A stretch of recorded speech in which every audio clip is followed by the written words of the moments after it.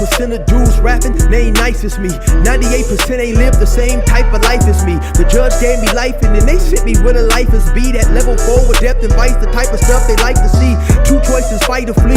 I refuse to die a chump. I never been a mark, but damn, it's scary when that riot jump. I seen dudes cry, get punked, and some sexually brutalized. Knew a dude who lost his life and he was only doing 5 year-long racial fights when homie all you do is ride. Lonely days and nights up in a hole causing suicide. From the moment you arrive, you see the Mexican mafia, AB skinheads with big giant swastikas, pro-black philosophers, the BGF, the Kumi, and Muslims who will murk you from the nation to the Sunni. That MS was loony, quick to ride up on they rival. Even Christians went to church, hide knives up in they Bible. Political and tribal, the Crips and Damus, the Long Beach, the Hubs and the Dubs and the Grooves, the IE, the Bakersfield, the Dago Pyrus, the Hustlers quick to roll.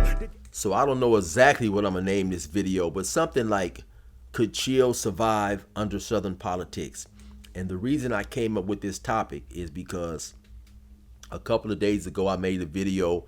I had to hop on another content creator's Helmito, and somebody left a comment saying something along the lines of, yeah, well, you know, at times that dude may deserve it, but let's keep it real, Chill. You could not function and survive under Southern structure, under Southern politics, something along those lines, right? And so when I read that statement, the first thing that came to my mind is, why couldn't I? I've done a lot of time, of course, around Southerners. Anybody that's done time with Southerners know that they are definitely with the business. They are a well-oiled machine. When it's time to show up, they gonna show up, they gonna perform. And in my opinion, their biggest strength is their unification, and they are all on the same wavelength, meaning that they know what is expected of them, right? And to me, that's pretty much the key to surviving under any structure, whether it's with the whites, the Northerners, a Crip or Blood, or up north structure, Pisces, with the Asian, the other car, whoever, right? At the end of the day, you have to adhere to whatever is expected of you within that particular structure, right? I've said it many times in a lot of my videos that more times than not, I would even say 9 times out of 10, at least 8 times out of 10, when an individual doing time finds himself in some trouble, it is self-induced. He has potentially ran up a debt, whether it's with Pruno, whether it's going to the store, whether it's with some type of narcotics. He has been disrespectful. He has done something he was forewarned not to do, and he created his own situation, right? And so, once again, in order to do time, all you really have to do is stick to the rules of whatever structure you function under. When it's time to show up, you have to go outside and show up. You know what I'm saying? And then if you get caught up in a situation, you just deal with the aftermath. I've done time in prison, right, with a lot of Southerners. And I was on 2 yards with lifers, Southerners, who paroled and came home in good standing. So that meant as a lifer, whatever was required of them, still in all, regardless of how much time they done their time, they handled their business, and they came home. I mean, doing time in prison, like I said, is not necessarily tough. I think, honestly, the toughest part about doing time in prison is functioning with a car, a large collective, because now essentially you are pretty much responsible for the actions of everybody in that collective, meaning that if you could be doing your time like you're supposed to do, and you have a homeboy for whatever reason, he has got into some stuff and it now involves you, right? So, you know, you have people who love to throw the narrative that the Southern structure is much, much harder than doing time as a Crip or Blood, right? And in some aspects, I will agree. You know, it is. They have different type of things right now. One thing that's extremely different is with the Crips, with the Bloods, you know, there are no rules against a Crip getting into it with another Crip, especially when I came to prison, right? There were times where you would have Crips from different cars or different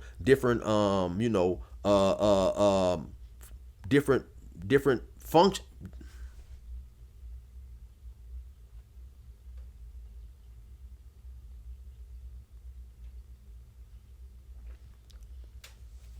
There were times when you may have Crips who were from two different cars or two different alliances get into it, catch a head up fade, and it will remain between those two individuals, right? You don't have to have authorization, or Crip on Crip violence doesn't necessarily have to be sanctioned in all situations. You know, in all the time I done, there was only two instances I seen Southerners get into it with other Southerners where it was obviously not sanctioned.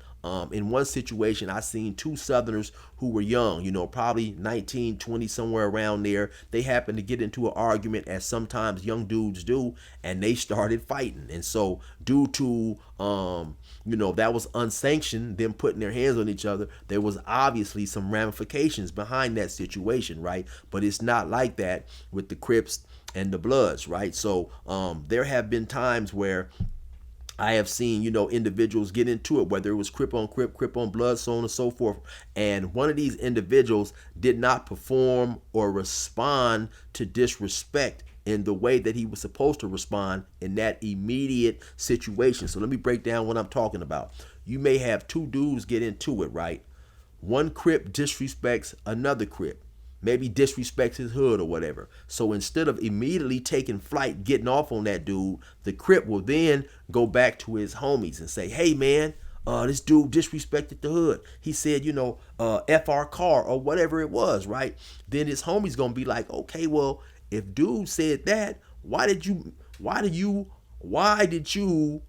come back and tell us about it? Why didn't you get cracking right then and there, handle your situation, and then either let us know by way of mouth, through a kite if you went through the hole, whatever. Handle your business. Get off where you mad at is what the saying was, right? And so I have seen dudes not handle their business in ways that it was expected in that particular situation, and them dudes get boo-bopped, beat up, ran up off the yard, right? Now, what I will say is I have never seen a Crip or a Blood stabbed in situations like that where he did not perform, you know, like he was expected. Now, of course, the Southerners, they will use weapons on their own people in times where the Crips and the Bloods won't. You know, in certain instances, you're not necessarily going to see a Crip hit with a weapon per se in a situation where his homies feel, okay, listen, we don't necessarily have to stab this dude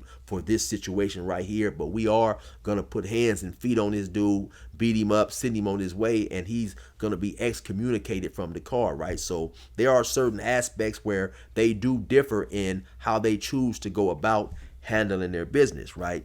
And so at the end of the day, once again, though, all you have to do is just do whatever is expected of you, right?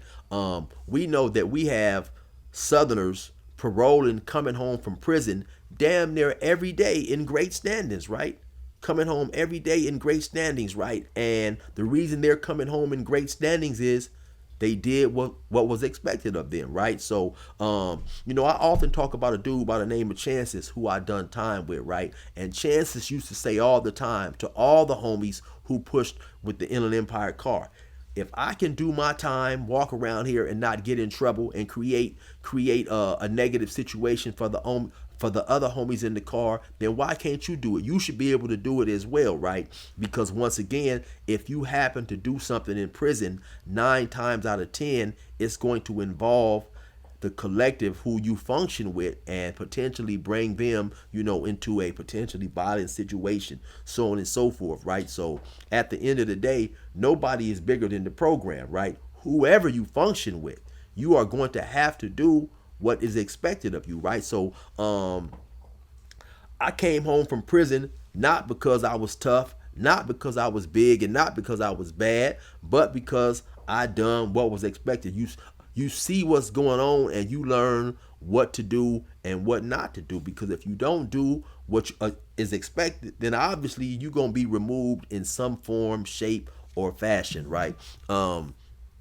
Warriors, you know, warriors, riders, dudes that's with the business, you know, they are not exclusive to any particular type of organization, any particular type of race, right? You're going to have warriors who are Northerners, Southerners, Bulldogs, Crips, Bloods, brothers from the Bay, Paisas, Asians, Samoans, Vietnamese, whites, if I didn't say them.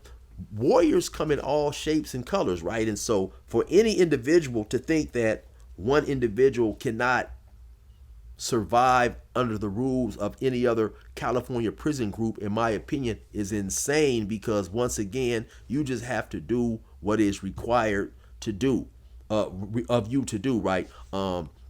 One thing doing time, right, in the car that I done time with, a lot of times I would hit prisons and dudes wouldn't push up to me and say, hey, chill, this is what we're doing on this yard, so on and so forth. I think individuals may automatically assume what you're doing. One great thing about Chances, when I ran across Chances on C Yard, every homie who hit the yard, he made sure that they knew exactly what was expected of them. That way, in the event they done something they wasn't supposed to do, they couldn't say, hey, man, I didn't know. So say, for instance, we had 20, 30 homies on the yard.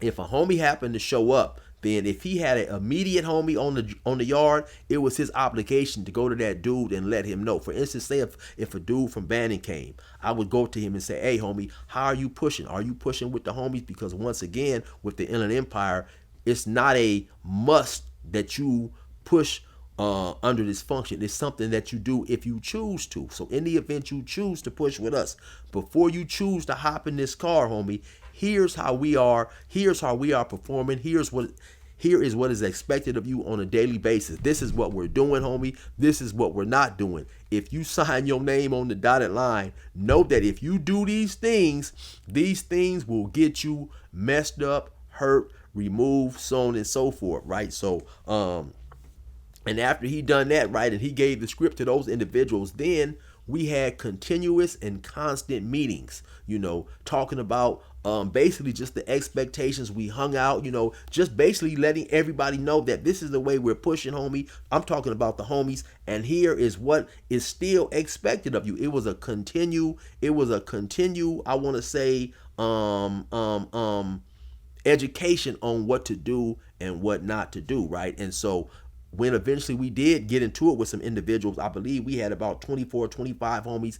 Everybody showed up and got cracking, with the exception of one homie who happened to be at work and he was unable to make it, right? But so anytime you have you can say an education that will indoctrinate you to a certain type of ideology,